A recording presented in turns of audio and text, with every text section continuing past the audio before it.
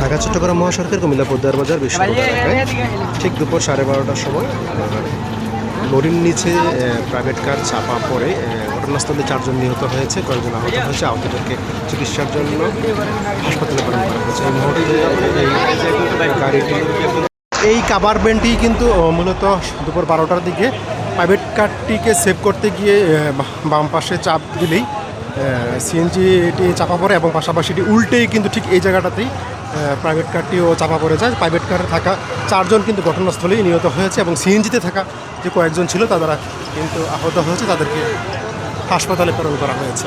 সেই প্রাইভেট কারের চাপায় ঘটনাস্থলেই 4 জন নিহত হয়েছে।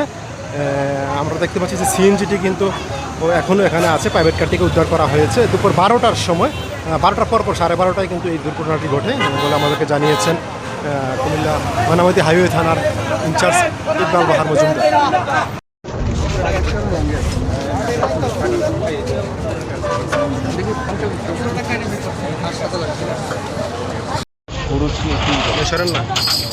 ড্রাইভারের সাথে কে ছিল গাড়িতে? মানে ওদিক থেকে যে কাভার ভ্যানটা আসতেছে, কাভার ভ্যানটা জাস্ট এটাকে সেভ করার জন্য সে কিন্তু ঘুরছে মনে হয়। কাভার ভ্যানের দোষ নাই, যার কারণে কাভার ভ্যান রং সাইডে সিএনজি ছিল, সিএনজির উপর দিয়ে সিএনজিকেও মারা লাগছে তার। আচ্ছা কিন্তু কন্ট্রোল না করতে পারে, এটার উপর দিয়ে উঠে দিচ্ছে।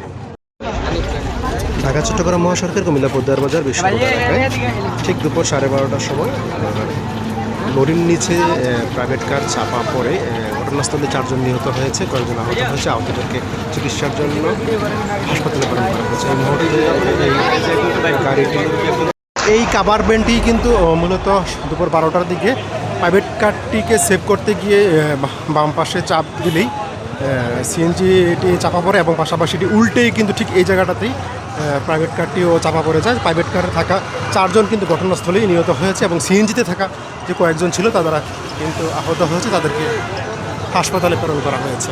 সেই প্রাইভেট কারের চাপায় ঘটনাস্থলেই 4 জন নিহত হয়েছে। আমরা দেখতে পাচ্ছি যে সিএনজিটি কিন্তু এখনও এখানে আছে। প্রাইভেট কারটিকে উদ্ধার করা হয়েছে দুপুর 12টার সময়। 12টার পর 12:30টায় কিন্তু এই দুর্ঘটনাটি ঘটে বলে আমাদেরকে জানিয়েছেন কুমিল্লা ময়নামতি হাইওয়ে থানার ইনচার্জ ইকবাল বাহার মজুমদার।